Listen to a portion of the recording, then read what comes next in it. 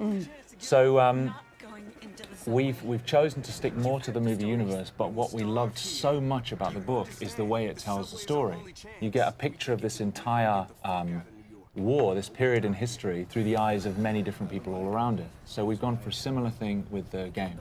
I love that. Yeah. So we have, in the release, the initial release, we have 3 episodes, and each episode deals with a different group of survivors. So there's 12 characters in total in the game. That's fantastic. All playable. And we've got an episode in Moscow, Russia. We've got an episode in Jerusalem, Israel, and an episode in New York City. Oh, that makes me so excited. I have to explain. I'm so excited because these are very, very pivotal moments in the book that take place in the places you've mentioned. Yeah. So I'm really looking forward to seeing what you've set in those locations. Cool, good. Now this game is 4-player co-op. Yes. And anytime that something else has a byline that's similar to another game, it gets compared to it. So Left 4 Dead 2, or Left 4 Dead and Left 4 Dead 2, the series, is also 4-player co-op with zombies and that kind of stuff. Yeah. Tell us the difference that this game makes. You've mentioned the similarities, 4-player co-op and zombies. Yep. Beyond that, we've gone a very different direction. As I've already said, we deal with massive numbers of zombies in this game. So you'll be facing 500 at a time, with just 4 of you holding out against them. It's third person as well. And it's more of there are strategic elements to it which are completely new to the zombie genre. So when you're facing these zombies, you're going to have the opportunity to build up defenses from scavenged defense kits that you find lying around. And you've got limited resources, so you can't just build whatever you want. Okay. So you've got to think on your feet, grab what you have, and then place it around the environment as best you can. And then grab heavy weapons and just face massive numbers as they come pouring in. Some environments are closed, and so you want to use them in a certain way. Other environments, there's a scene in Moscow, a huge frozen river right outside the Kremlin, completely undefendable, and you've got to do what you can to hold your ground. So what kinds of and weapons? no pills in our game. No pills? Yeah. How about puke? Yeah, no comment. There might be some puke. What kinds of weapons can we expect to be using in this game? We have really gone for it with the weapons. There's a huge number. You've got 3 classes of weapons. You've got your primary, your secondary, and your heavy. Primary weapons, we've got something for everybody. We've got assault rifles, we've got shotguns, we've got sawn-off shotguns, we've got crossbows with exploding tips, no less. And we've got SMGs, a variety of different of those weapons. Secondaries, we've got silenced pistols, sawn-off double-barrel shotguns, and then heavy, we've got rapid-fire combat shotguns, RPGs, heavy machine guns. We've gone for as much as we possibly can. You actually, with your cadence, your speech pattern, and your accent, you sound like you could be a nefarious weapons dealer. You opened the trunk and you were just listing off all the stuff you have for sale and stuff. Yeah. Nice work. Have you seen that scene in Taxi Driver where he goes to buy a gun? He's like, "It's a very nice gun. I got this gun. I got this." That's me now. Nice. All right. I'll be Travis Bick. Okay. That's scary, but yeah. Okay. Let's do it. All right. So the hordes of zombies in this game, I think it's very, very unique because, like in the movie, they're going to just be constantly running over each other, and that means that they could be piling on top of each other and then running over the pile. So they'd be able to maybe possibly reach you on the second floor, where you think you're perfectly safe. Oh yeah. So I think that's a really interesting thing to bring to this genre, especially. I mean, we're pretty much getting used to fast zombies. You can see right there, they're actually pyramiding up There now. it is. Oh my God. And climbing the walls. To me, that is terrifying. If I was playing this game, I don't know. Well, it's great because the guys have put such an enormous amount of work into the physics system that governs those zombies and how they move. And so you're never safe anywhere. There's nowhere to hide. They will climb the walls, they'll climb over buildings. And actually, when we were designing the zombies, we put a lot of thought into the psychology of the zombie. Because, of course, they have no fear. They're not like another enemy where you can break their morale. They're not afraid of their own, they're not afraid of injuring themselves. So if they see you, they will throw themselves from the rooftops. They will climb through burning cars. They'll do anything to get to you, and they won't stop.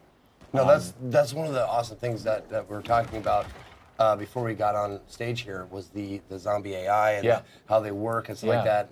And I've always liked the idea better of an intelligent or more like a hunter zombie. Also, can we call them Zeeks? We can call them Zeeks. By the way, zombies are sometimes called Zeeks in this game, and in the books and the movies and stuff. So let's call them Zeeks from now on. Yeah. You heard it here. Anyway, no, I love that the idea of hunting. Like they're trying to eat you for food or trying to procreate, which are like the two basis instincts of any living thing. There's no zombie procreation in our game, I'm afraid to say. Oh, really? Yeah, I'm afraid there's. Oh, that's what I meant. I didn't mean like making love. Okay. I meant like biting and turning. Transmission. Okay. That's what I meant. Okay, right. I see. Okay. Get your mind out of the gutter, man. Come on. Like, what can I do? Oh my goodness. No, they because it looks like they flow like a ant hive. Yes. Or ant hive. Ant colony. Yeah, there you go. an ant colony, yeah. An ant hive, whatever. Yeah, sure. Let's make some metaphors. Sure. But yeah, it looks like they like work like that. Like they swarm. They're not just 500 kind of independent individuals. They respond as a swarm, and so they will move and flow, not just with. I mean, when they see you, they'll move towards you the best way they can. But if there's a wall in the way, they'll pyramid up and try and get over the top of each other and over the edge. But also, a lot of them, if you shoot them and they collapse in front of you, the ones behind will just trample over the top of them. Just to get to you. Exactly, just to get to you. And I can tell you, when you're standing there and the only thing you've got is you've run out of primary ammo and you've just got your silenced pistol and you've got 300 zombies coming towards you, it's pretty damn scary. Yeah. Well, that's going to be me, obviously, because I've never been very accurate. I've always been a spray and pray kind of guy. Yeah. But thankfully, you said there's a myriad of weapon choices, so yes. I can be the heavy guy. Yes, you can. Like, yeah. Not just the heavy guy, but there's we've got character development, so you've got progression. And as you build up experience, you can develop your character. You specialize in a class. You have a skill tree. You've got weapon progression as well, so you're customizing your weapons and building up on that. So there's just so much room for growth in the game. Can you tell us more about the characters? Are these player created or are these specific characters that you've written? Yeah, so we've written these characters. We've put a lot of thought into their backstories. What I like so much about the book is there's a lot of normal people who survived in the war because of characteristics they already had. We've gone down the same route. So in the New York episode that we're demoing, you've got Arnetta Larkin, who she's a woman. She's doing cable rigging for a power company. And she's just trying to get home to her kids to see if they're still alive. We've got Tashawn Collins, who is a firefighter, was a firefighter. We've got This will be the plague with which the Lord shall strike all men.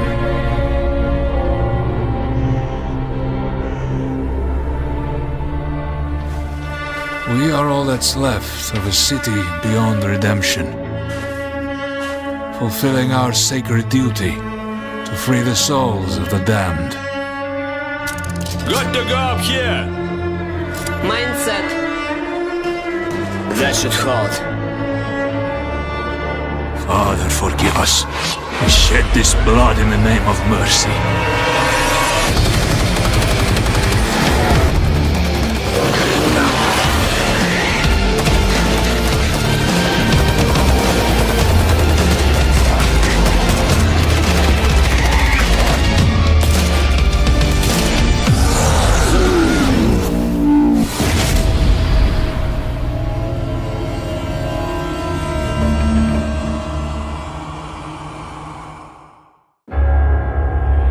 We thought the wall would stop them. We hoped the cold would freeze them. We thought the army would crush them. But nothing worked. We're all alone.